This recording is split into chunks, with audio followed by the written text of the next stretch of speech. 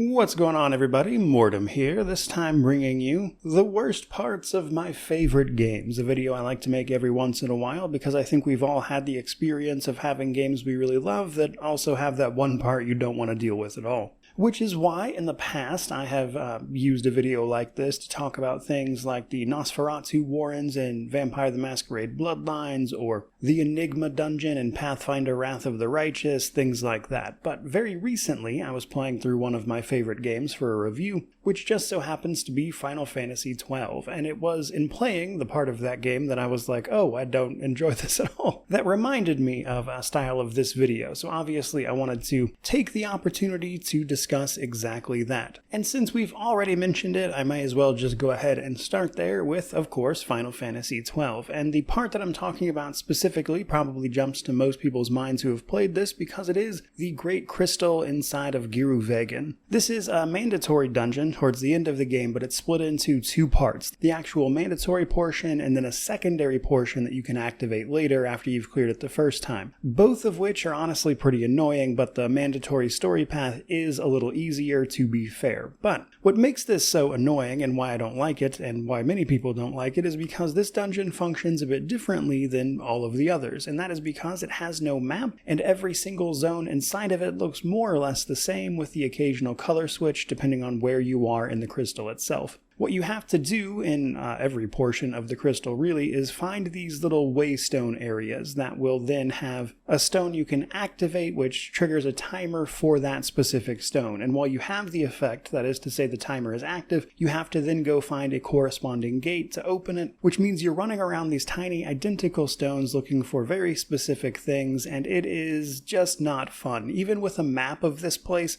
and there are a couple because of how long the game has been out, it's still just not very enjoyable to actually explore because of how similar everything looks, and it's clearly designed to deliberately confuse you. And even if you are following a guide exactly, it's just an annoying place to be in general. Now, I will say, having done this a few times, one of the easiest things to do is that each location you are in does actually have its own specific name, and knowing that bit of information in combination with using an actual map, you can usually figure out where you are and how to get to where you would like to be. But it is one of those parts of this game that, despite loving the rest of it, I try to spend as absolutely little time as possible in here, which has been made slightly more annoying in the Zodiac Age because it actually relocated some of the spells and things that you would have bought in a shop in the original into this crystal, and so you have to spend even more time here than you would probably prefer. But seriously, I really hated this place. Moving right along to number 2, however, we then have a much more recent entry with Kingdom Come Deliverance 2, my personal game of the year thus far in 2025. It's also the game I've played the most so far this year, probably unsurprisingly on top of that, and yet, despite making a video talking about some of the things I loved in this game outside of even the review for it, there is a very specific moment I just really didn't like because it bored me to tears. Though admittedly some slight spoilers on this one, just as a little warning. Basically, there's a part in the main story towards the end where the entire mission, your job is to serve wine while you listen to people talk. And the idea here is that you're performing a little bit of espionage and listening in on a meeting,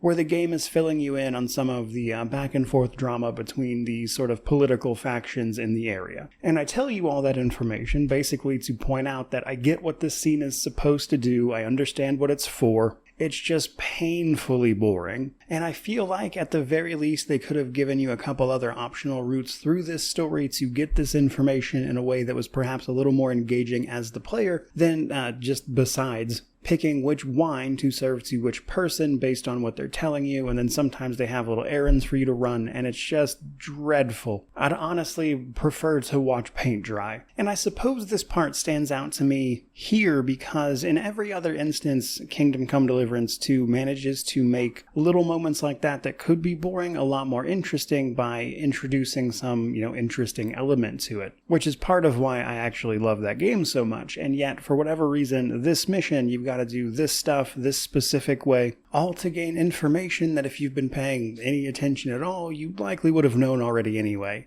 Which is why then, of course, it's on this list, despite how much I enjoyed the rest of it. But that does bring us to number 3 with another Crab's Treasure. If you've hung around the channel for very long, you've almost certainly heard me talk about this game previously, as it is a fantastic indie title, and yet, in spite of that, it also does something I find very annoying in video games in general, because it's hardly the first game to do that, because there's a part of this game where essentially the game asks that age-old question of what would you do if you could barely see in front of you and have to navigate in mostly darkness. And it's not something I enjoy doing in basically any game that does it, and there have been plenty.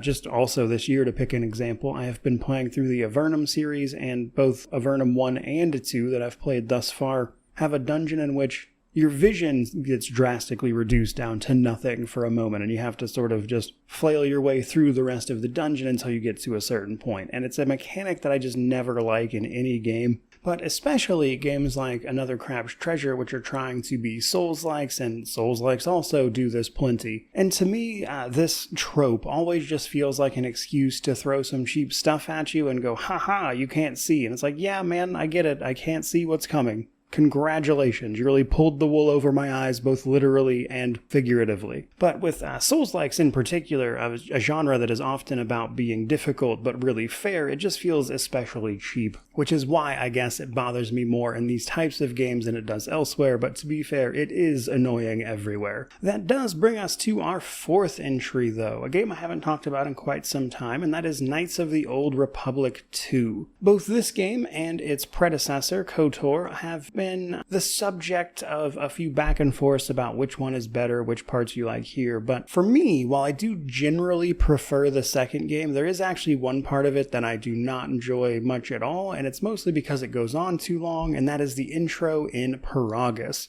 And for me, the main issue is just how long you're there. The intro of that game is so slow, as it throws exposition and characters at you. There's a part where a ship docks so they can introduce one of the big bad guys, and I swear to God, the cutscene for that is probably like a full minute long, and there's just nothing happening. You could have just shown the ship and wrapped it up. I don't know why that cutscene is so long. And believe it or not, that's actually kind of frustrating in and of itself, because I actually think Paragus does a lot of important stuff in terms of setting the game up, and some of it is really well done. I think a lot of the unease you're likely to feel there is very much so intentional, and to that end, I will say on like a first playthrough, it's fine. Even then, honestly, probably runs a little too long, as there is some bloat to it even if you do enjoy the level, but it's an incredibly slow start that just gets worse on replays. I do fully admit, though, this one is more of a me thing. I would say people are split on this one. I know some people very much so enjoy it, but there are also others like myself who find it dreadfully boring, which is why, if I'm not mistaken, one of the more popular mods for the game is in fact to skip it entirely. But that does bring us to our final entry with another more recent game, via Black Myth Wukong. A really tremendous action game from, of course, last year.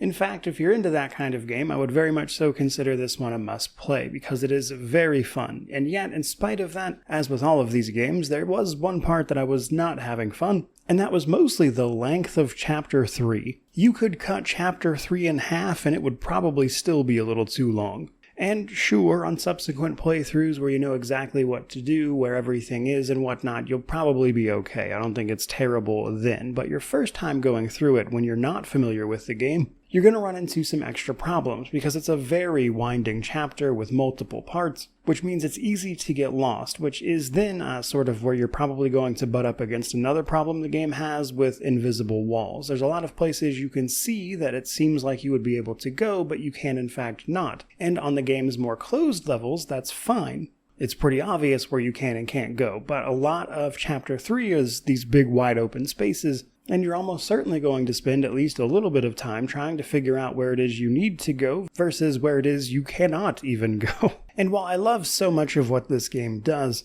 there are just huge chunks of Act 3 that I think largely could have just been cut or trimmed down at absolutely no loss to the game at all. In fact, for me, it probably would have improved it a little bit, not least of which because I think Chapter 3 actually kind of poses a bit of a pacing problem in some ways because that chapter is so long in a way that none of the others really are.